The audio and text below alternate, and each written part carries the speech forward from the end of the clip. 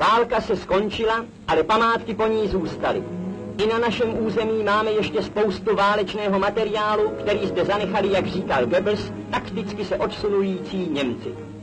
Letadla, děla, tanky. To všechno půjde do starého železa a zpracuje se na užitečnější věci.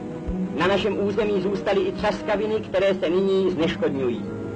Tuto nebezpečnou práci konají naši pyrotechnici. Německé třaskaviny nebyly žádné hračky. Zkouška to dokáže.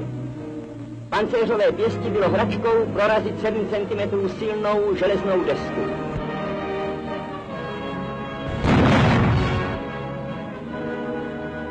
Tady je otvor a za ním ještě jáma. Velké bomby se odpalují v hlubokých lesích. Jsou zde i pumy, které byly svrženy při náletech a nevybuchly. S těmi se musí pracovat zvlášť opatrně.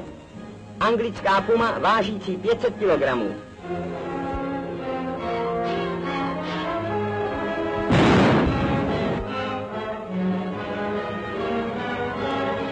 Střepiny létají až na 2 kilometry daleko. Největší německé pumy vážily 1,5 tuny.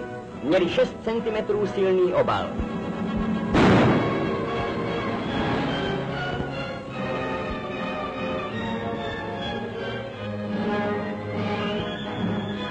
Mnoho bomb leželo pod vodou a pyrotechnici je museli zneškodnit pod hladinou.